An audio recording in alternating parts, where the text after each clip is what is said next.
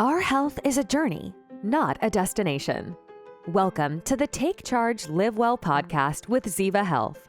From ancient wisdom to modern science, this show provides expert insights and actionable steps to guide your personal wellness journey. Our health is our most valuable asset. Optimal well-being is achievable, but there are different steps we all need to take. Holistic health is about caring for all of you, mind, body, and spirit. On this show, we will share information to help you thrive. Time to step into a happier and healthier you. Wellness is within your reach. Onward to today's episode.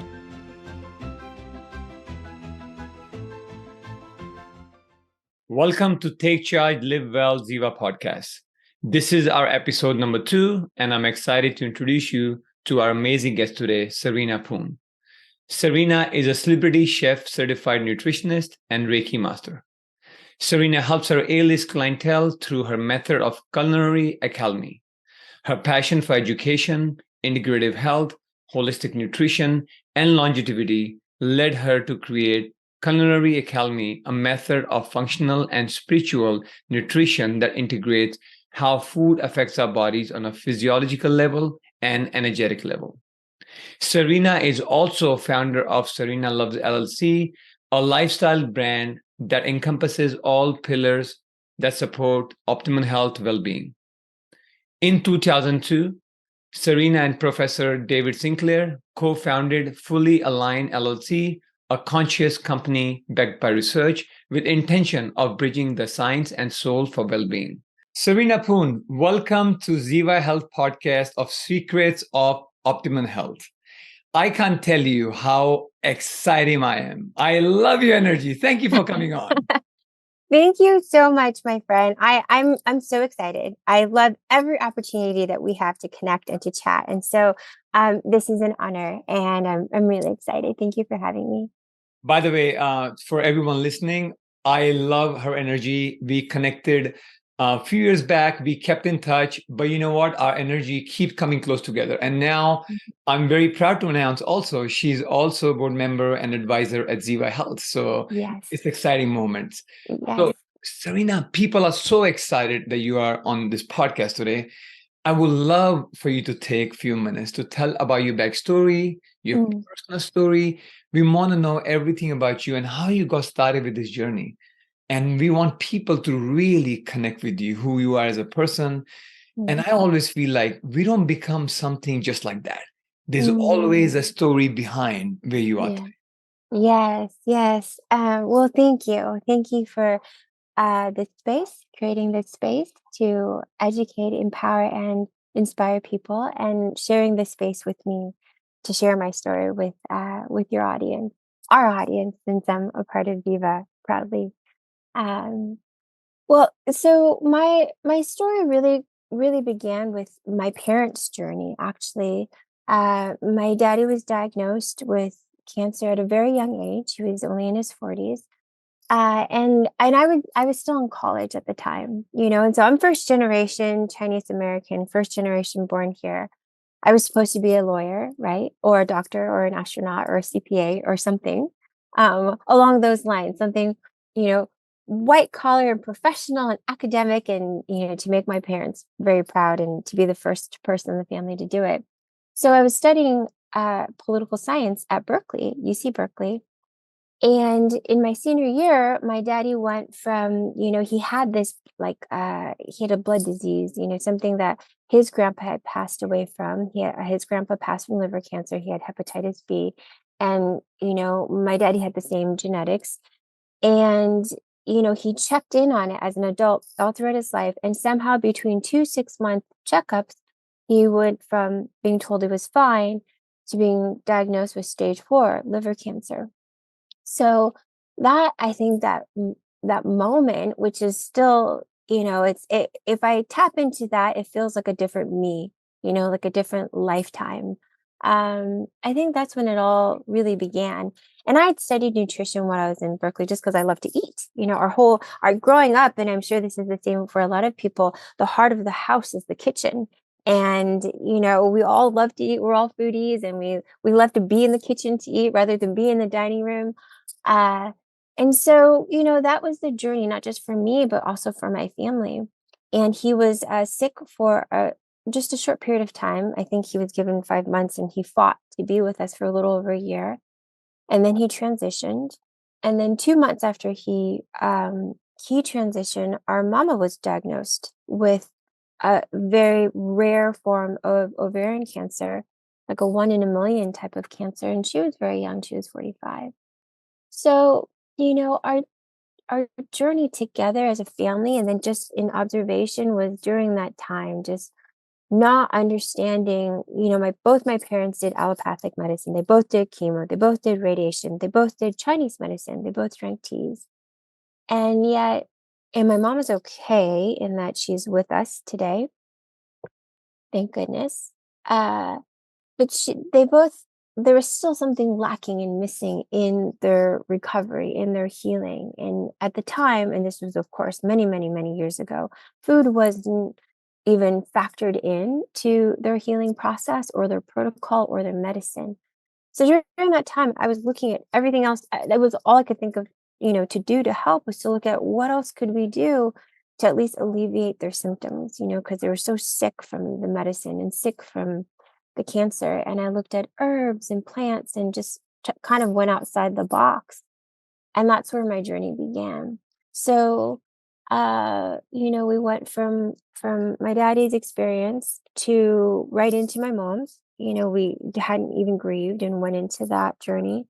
And then after about a year of treatment, she was kind of okay, and she stayed okay. And I really believe my daddy is our angel looking out over us. And he was just like, not yet, honey, not yet, my love, you need to stay, because they're definitely soulmates.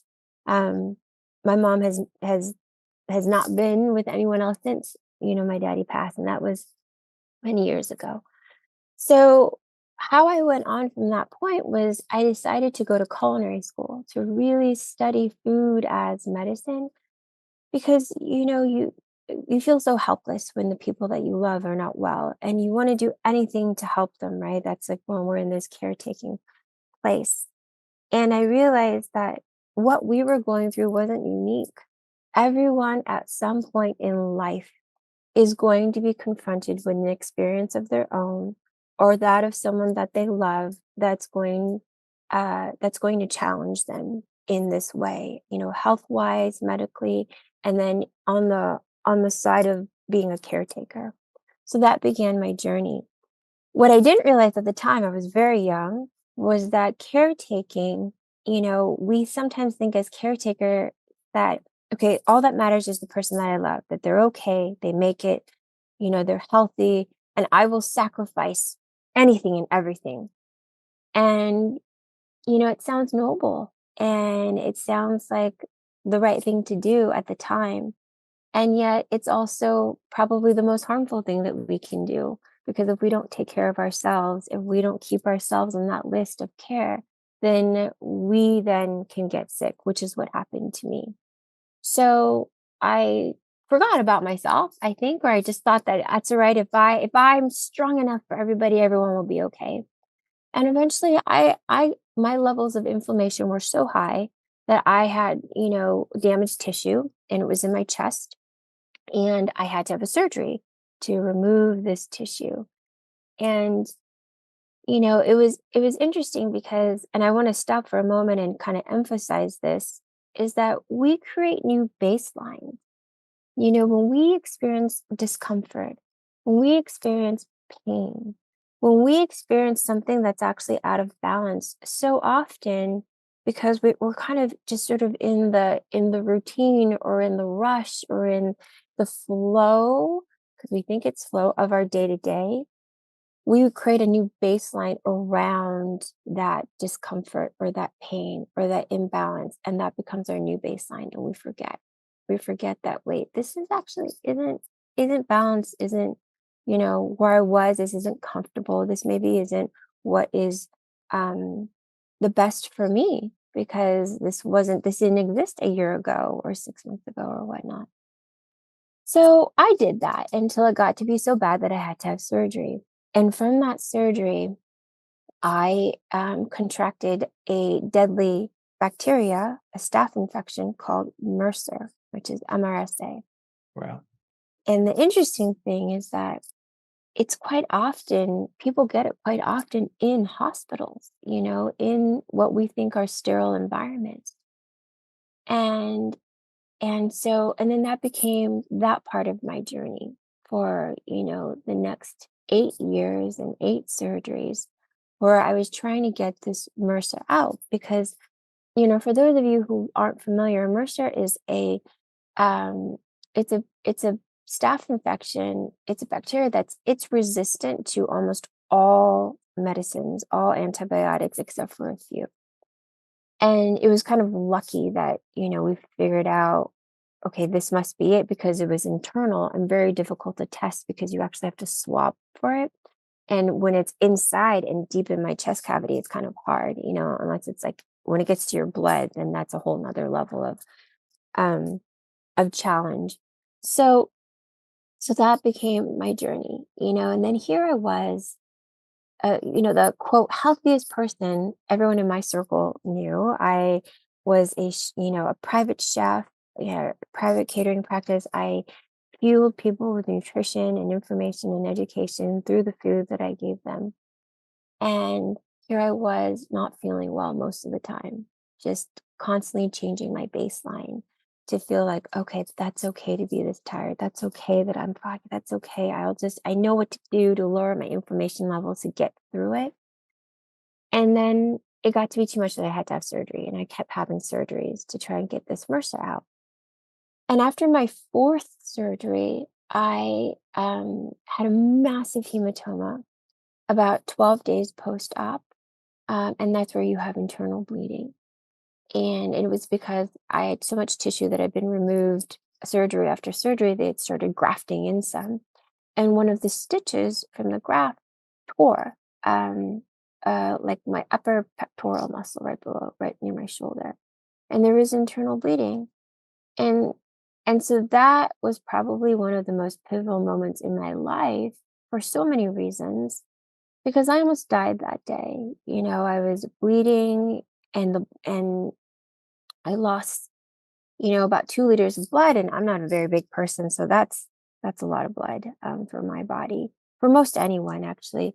And that blood was pooling inside my body, and I was by myself on a Saturday afternoon in a little apartment, thinking I was just healing from my fourth and final surgery, and hear this happen. And I know that I'm guided and watched over by angels, but I know that we all are actually.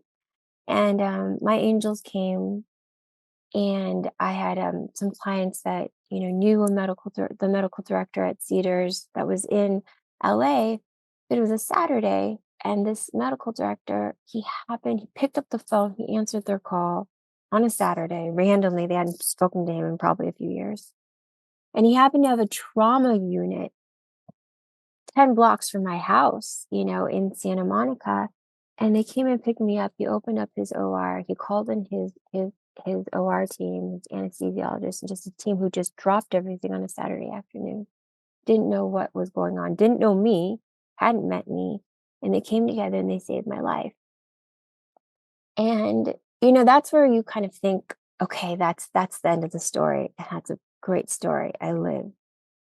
And what's interesting is obviously I am here now. And yet in the process of that, because I came out of that, I lost so much blood, I was gray. My hemoglobin was probably down to like 7, 6. I mean, it was 9 kind of like going into it. It was just very, very low. And they couldn't transfuse blood at the time. So I came out of this and I needed to have another surgery to repair the damage, and they couldn't do it because I'd lost so much blood. And here began like my healing journey where they told me it would take 8 weeks to rebuild that blood. I said, there's no way I'm going to do it in less time than that because I know nutrition, I know the body, I know how to optimize healing, I know what combinations. So this is what I do. And I fast tracked that to 5 weeks. But it was during I think it was the second week of that process where, when your body goes through that amount of trauma, you're so inflamed. I'm sweating 24/7, just pools of sweat. My body's trying to heal. And I remember sitting, with my back against my bedroom wall. And right on the other side of the wall is the bathroom. And I'm by myself. There was, at this time, my family, there was some healing that hadn't yet happened between my mother, my sister, and I. And so I was, and by myself.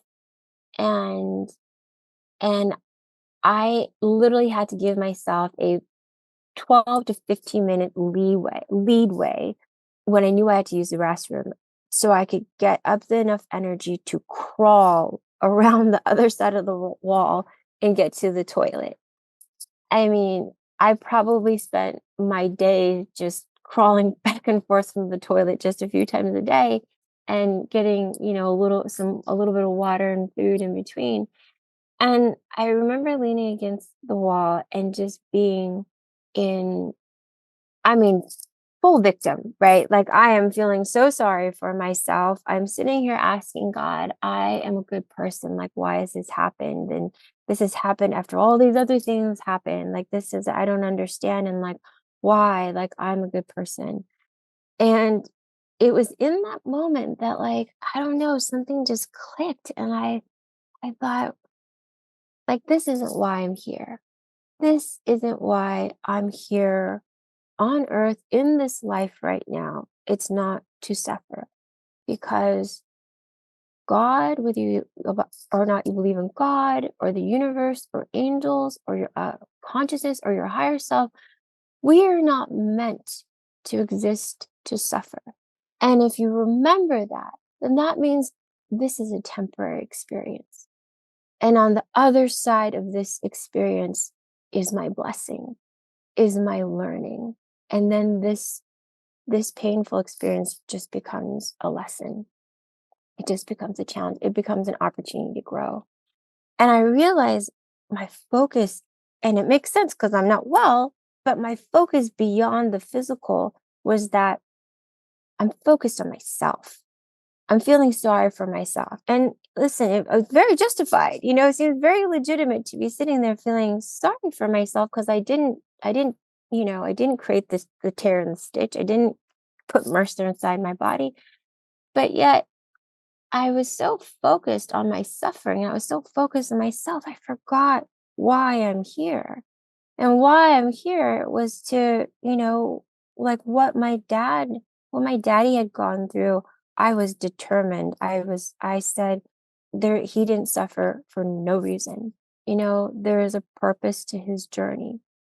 And, it blended into my purpose, which is to bring this education and healing and understanding and all of that knowledge to people who are not well and people who are well, so they know how to take care of themselves and the people that they love. And I thought, wow, I forgot about my mission. And just like refocusing myself on that, like focusing on something that is bigger than myself and how to serve that just it just rebalanced my mind and my thoughts. And I was able to accelerate my healing from 8 weeks to 5. I got back into surgery. They made some repairs. I still needed, they didn't get the MRSA out, so I still needed 3 more surgeries after that. It was during this time that I really dived into my spiritual journey because I thought, "Oh, okay, I know food, I know nutrition, I know how to move, I know exercise, and all this. I'm not as equally committed to my spiritual health." And I was working with a master healer. And as she worked on me and was healing, my insides, my energy body, and where there were imbalances or blocks, or I didn't really understand at the time. All I thought was, okay, how can I help her help me? And it started to just sort of synchronize. And I realized, okay, she's telling me these energy blocks, these imbalances are in this region of my body, in these organs. And I thought, okay, well, I know food. How can I support those organs and those parts of my body while she is energetically supporting me? And then that's how culinary alchemy is birthed, where I found the foods and the energy of the foods, plus the nutritional science, the nutrients of these foods that would support those parts of my body that she was supporting from like, an energetic place distally. And, during this time, I forgot to even mention that I couldn't even use the upper left side of my body. So as a chef, I couldn't work. I couldn't cook. And I didn't know how long this would go for. I didn't know how long my healing process was. So I thought, how am I going to support myself? And I opened up the nutritional just consulting aspect of my business because I thought I know all the nutrition I'm just putting into the food. Here, I'm just going to give you the information while we wait for me to recover fully. And, that year I made more than I had, ever. I like 3x what I'd done the years before.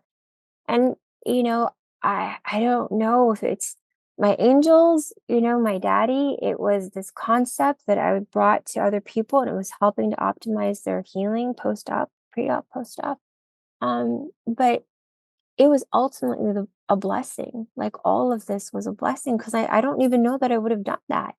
Um, Maybe I would have, I don't know. But what I know is what happened.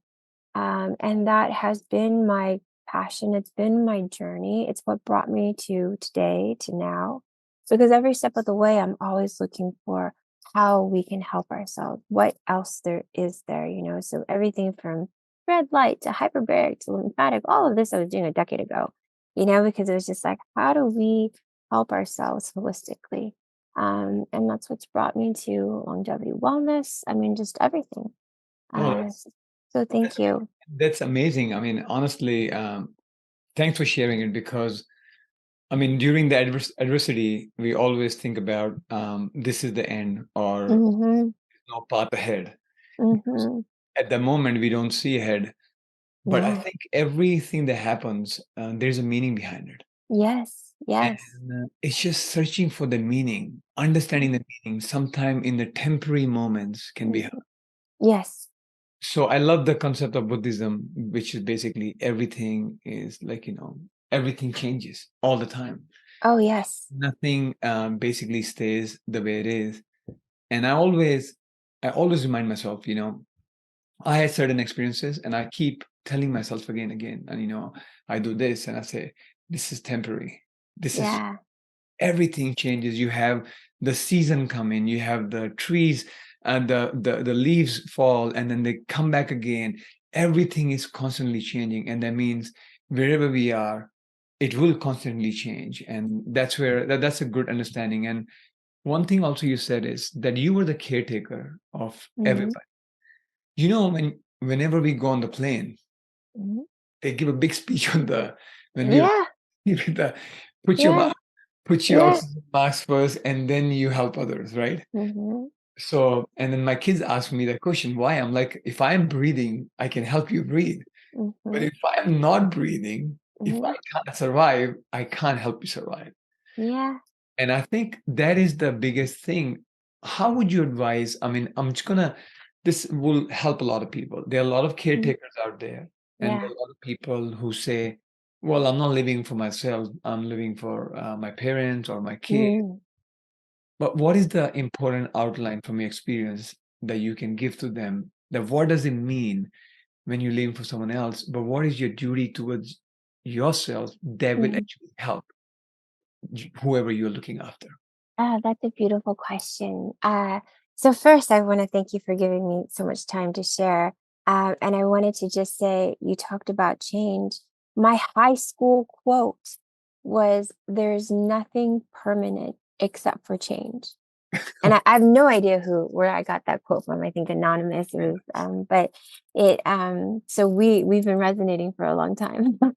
Yes. um, in terms of like caretaking and what I would say to someone who is, just naturally someone who is a caretaker, who is maternal or paternal, just like naturally with or without children, um, is that there's another quote that I also live by is that no one is you, and that is your power. So we forget. we forget what powerful beings we are. In this age of like technology, which is amazing, um, we forget that our system, our human body, the way we function is the most complicated, the most brilliant system that exists over any form of man-made technology, right? And so we just kind of forget that. We forget to have this reverence for ourselves. And that doesn't come from like an ego place. It really just comes from taking a moment. And of course, there's gratitude in that, right? But it's about having gratitude for yourself and remembering who you are, what you are. Now, there might be people out there that says, I'm not anybody. I'm nobody. I exist, as you say, I live for my parents so that they can be proud. And I would challenge anybody that says that with a simple question, is that true? Do you truly exist only for these reasons? Because I think if you really thought about it and someone gave you, the opportunity to exist differently, like, would you really take that? And then what pours in are all the things you actually live for that you forget because they've just sort of come into, they're just part of your surroundings and your environment. And we need to be reminded of the things that we love. So there's this practice that I do with culinary alchemy, and it's how I teach people to pull energy from one place and then put it into their food. And it's now whether or not you do a gratitude practice or not, you can start anytime. You can start today in this moment. And I like to tell people to start at the beginning of your day, before you even get out of bed. Some people journal, some people pray, they do affirmations, so many things you can do, and they're all beautiful. One thing that you can do is sort of like take that practice one step further, and you can just think about something that you're grateful for or someone that you're grateful for, and then go one step further by thinking about that thing or that person or whatever it might be, apple pie, whatever it is, but something that you just like, oh, this changes how you feel. You love it. And smell. Think about it until you can smell that person. You can feel their warmth. Like it's as if they're right there. Or if you're thinking about something that's not a person, or you're thinking about your favorite food or a puppy or whatever, I want you to think about how much you love that which you're thinking of until there's actually a physiological response. Maybe if it's your favorite food, you start to salivate a little bit. You can smell it, you can taste it. If it's your favorite pet, you can smell him or her, you can smell that pet. But think about how much you love and are grateful for this, whatever it is that you choose, and then hold that. Hold that because that becomes visceral in our system. We've now activated different parts of our mind, and we've activated the physiology too, that association between the thought, the feeling, the emotion, and the physiology. And then I want you to hold on to that gratitude, that feeling. And then later on, we can take it to the kitchen. We can take it to the food that we then prepare. And as you're preparing it, you put that feeling of gratitude and grace and love back into what you're preparing that then goes to feed someone you love or feed yourself that you also love, even if you forget. So when someone thinks that they exist only for someone else, what I challenge them to do is to create a list of, a gratitude for me. It's very easy to have a journal, and it's harder for some than others. Easy to have a journal of the things you're grateful for, right? I have a separate journal that I encourage people to have, which is your gratitude for you. And it's difficult sometimes to start off if you've never done it. So you're saying, I am grateful, I am funny. I am grateful, I am kind. I am grateful, I am whatever it is. And you can't get started, then think about what someone who loves you would say about you. Harveen is so disciplined. he's kind, he's open, he's athletic, he's inspiring, he's innovative. All the things that someone else would say about you, those are the things you start your journal with. And in the moments that you feel like there isn't a reason for you to, you know, pay more attention to yourself, there isn't a reason for you to give yourself more grace, more love, more support that you give others, then you look at this journal, you flip through the pages. And it's actually something that I've done, in preparation for, say, talks, if I have to do events or talks or presentations, before you take stage. It's no different than affirmations, but there's a power to pen to paper, thought to pen to paper, the physiology of writing it, and that energy that you have as you're like transmitting that thought and that feeling to that paper, and then kind of like reabsorbing it later when you read it. So that would be my tip. No, that's a really good tip. I never, in terms of when it comes to food, when you look at food, sending energy to food, a lot of people say, how do you do that? Mhm, But I think your tip is really good in terms of how you're cooking the food and you're thinking mhm, about it, putting the thought in it, being mhm. grateful about it, and saying, "Oh, look, I'm creating this amazing food, and thank you for bringing this food to me. Is this food nourishing? Medicinal, and my body Mhm. needs it." And you just basically from one end just eating food. Now you've created the whole practice Yes, of yes, how you prepare and consume food and how everyone in your family, because these days normally it's like, okay, it's dinner time, let's eat, and that's it. yeah.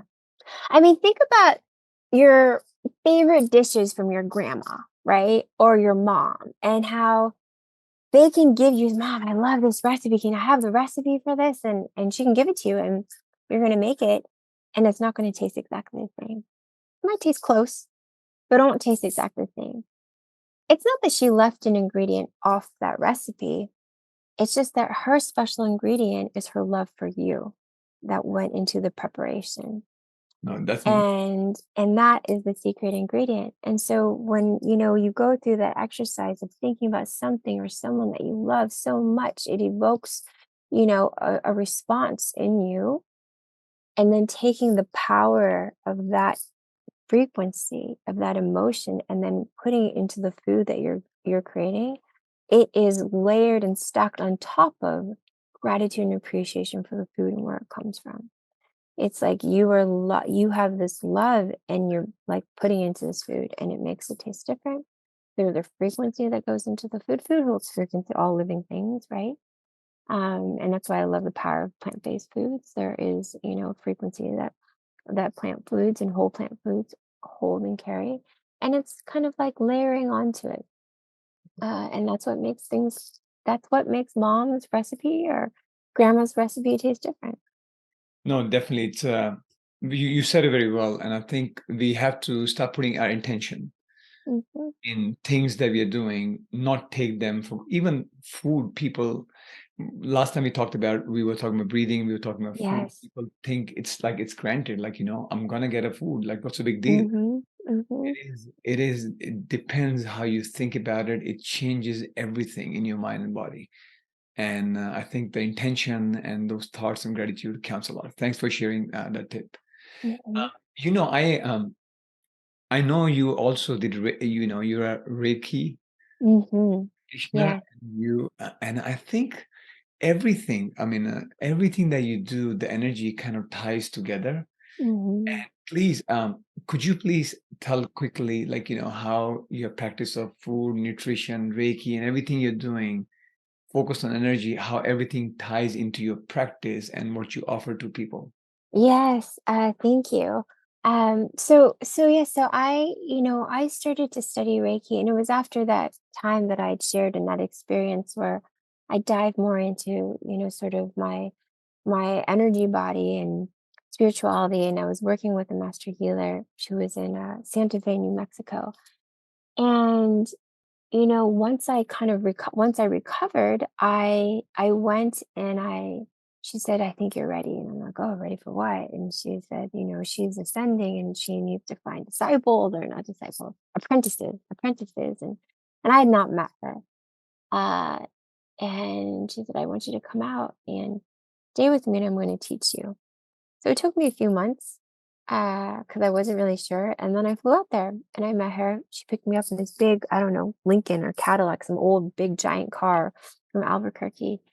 And she's like 70, Noelle. And she brought me to her house in Santa Fe. And she taught me everything that she knew. She taught me what she did when she was working with me, what she was doing when she worked with other people. And it was a little bit too much for me at the time. I was so overwhelmed. I didn't know how to process it. I needed a little bit more structure. So I decided to study Reiki just because Reiki, from Yusui, it's been over 100 years. This like ancient healing technique, this therapy of Reiki, which is really just moving energy. And it helped me to kind of process, understand, like, you know, cognitively, I guess, like what I'm doing because it's from a spiritual place I do, but yet I still have that part of my brain that wants to understand it from a more linear 3D perspective. Like, how am I going to do this to myself and to others?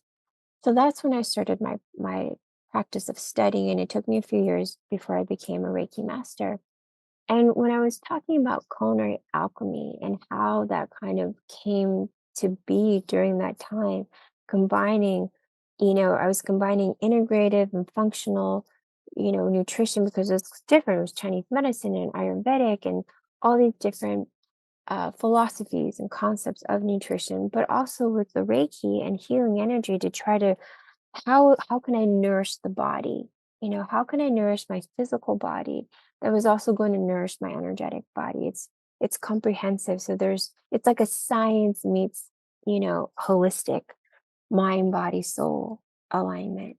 And that's sort of I've done it through the energetics of nutrition because people sort of need tangible, they kind of need to understand. So the way I weave it all together is I believe that energy is everything. And it takes on different form, right? We have the form that you can't really see, but you can feel, which is like healing energy, whether it's Reiki or pranic or quantum or somatic, or there's so many different forms of energy that you can't see, but you can feel. And then there's energy that, becomes mass in the form of food we eat, the things, I believe that everything is really, at the end of the day, energy made of frequency and waves. And, that's a whole nother conversation that we can go into.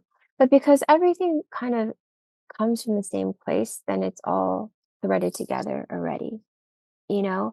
And we are, in so many ways, we are in alignment to what we put into our body, the foods, because that's in alignment with the earth, it's in alignment with the universe. And when I work with foods with people, I am doing that which I talked about, which is how are we supporting the energy centers and the physical body and the organ systems at the same time. And when there is a imbalance in one part of the organ, one part of the body, it's actually a culmination of imbalances in multiple parts of the body. It's just showing up for us to see. That's where our bodies are speaking to us in that language. And between the different types of holistic medicine, whether it's Chinese medicine or Ayurvedic, right? It's, I've kind of learned to sort of like diagnose and dissect sort of, if someone has a discomfort in one area and all the different areas that that's culminating from, then we just address those areas energetically, but also through the power of nutrition, through the vitamins and the nutrients and the polyphenols and the plant phenols and just everything that we're getting from. And I am plant-based and I believe in a very plant forward, you know, um, lifestyle. It may not be for everyone to be only plant-based. Some people feel that they still need proteins and nutrients from an animal source, and that's totally fine because we're all separate individuals. But even if you do take in animal protein, I believe that having a lot of plants, in your diet and lifestyle is very beneficial. So I kind of use the energetics of food, of the nutrients, biophotons that are in these plants, these fruits and vegetables, and I weave it into the needs of of a specific person, well, and then there's kind of like categories that I can kind of create if someone can't work with me individually. But if someone's working with me individually, we dive into the physical body by doing blood work and lab tests and all the things. I look at thousands of analytes to see, okay, where does your body need support? And pretty much 100% of the time, there is an alignment between the energy body, the emotional body, and the physical body for imbalances and where someone needs more support. And we do it through food, we do it through energy, we do it through a lot of mindfulness and healing, because there are things that are caused by experiences when we're young. Trauma is different experiences we hold in our fascia, in our energy, and our I physical mean, you body. mentioned about food. A lot of people will be interested. What are your when it comes to immunity? When it comes to your daily like regimen, is there any herbs and spices or something that you prefer? Like Mm, our audience. I know you are plant based, and I love. yes. I basically on every day we have a huge at home. We always have salads, plant, Hmm. broccoli, so much like green vegetables. It's full of it. We love Yes, that's and good. that is really really good, and I think I would love to hear your best favorite spices and herbs that you can recommend people so they can Yes. may include in the daily routine somewhere. Oh, yeah, I'm happy to share. Well, I mean, anyone that, knows anything about me knows I'm very big on eating the rainbow. I say this all the time. Whether you can get it into one meal or you've spread it out through, whatever meals you have in a day, whether it's one, two, or one and a couple snacks. In a day, you want to try and get in all the colors of the rainbow in your whole plant-based foods. And this is because then you cover the spectrum of vitamins, minerals, nutrients, plant phenols, just all these things that are not only feeding our body, nutritionally speaking, but some of these molecules also activate longevity pathways, so there's multiple things happening. And if you can just remember to try and target the rainbow in fresh fruits and vegetables, then you're going to check off most of those boxes. In terms of like spices and herbs, and I travel a lot. I try to get in ginger, turmeric on a daily basis if I can, whether it's in, food form or juiced, or some way somehow. They're both v- potent anti-inflammatories and antioxidants, and they're great not just for our digestive system, they're great for our immune system. And there's more and more research that says it's also good for longevity and helping our body activate those pathways. So those are great, and most people know about those. I also use cinnamon on a daily basis. I put a little bit in my matcha lattes. And I just, anytime if I'm having a little bit of a coconut yogurt, or if I'm having a plant-based yogurt with some berries, this is also part of my like daily, even if I travel. I make sure I sprinkle some cinnamon on there because cinnamon is another anti-inflammatory, has antioxidant benefits, and it also helps to regulate blood sugar levels. So we kind of try and it helps us sort of stay steady throughout the day. We don't have those highs and lows when it comes to our blood sugar. I love spicy. So, I don't necessarily have it every day, but let's say I'm having avocado and toast and I love avocado. I try to make sure I have it some every single day for like that nourishes our brain, healthy fats. But I'll sprinkle some cayenne on it because cayenne is rich in capsaicin, which is a compound that's good for boosting the metabolism, but it's also good for heart health.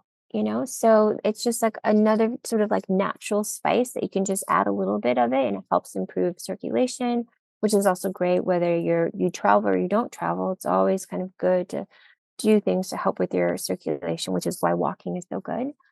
I also love thyme.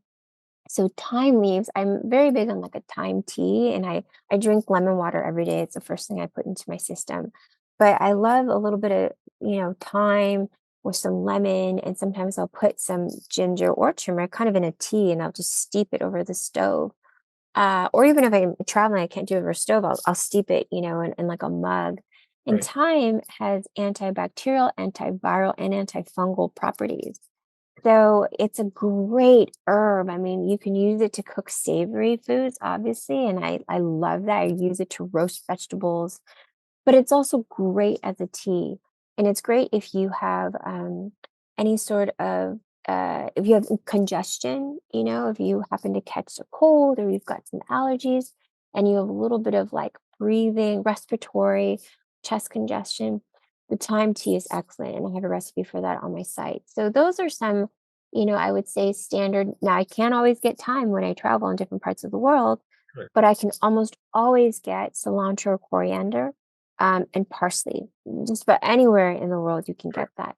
So I'll either add that to a juice, or I will absolutely eat it because those herbs are so good at binding to metals.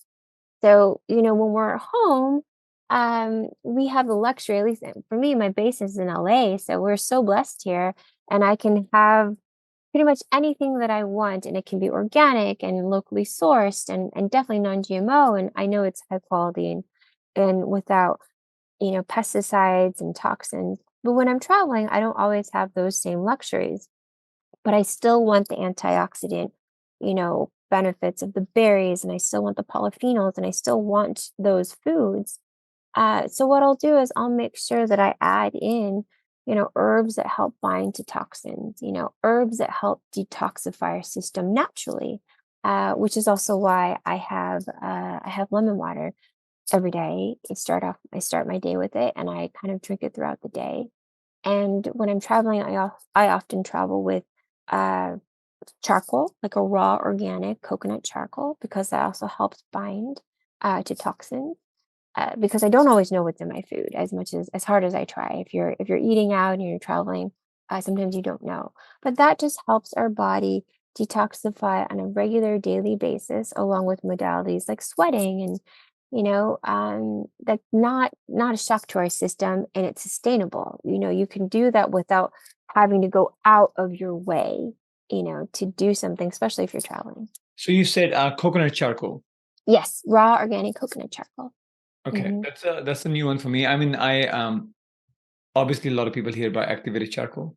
Yes, it's an activated charcoal, yeah. Uh-huh. Okay. Yes. Okay. Yeah. I have. So this is. I noted down. I'm gonna try that. Yeah, it's good. I mean, I always tell people who like to have a drink of alcohol, here and there, maybe a few times a week, whatever it is, I always say, the nights that you drink, make sure you take this, an activated charcoal and make sure it's raw and it's organic. I prefer, coconut, and they use the husk of it, but or the shell of it.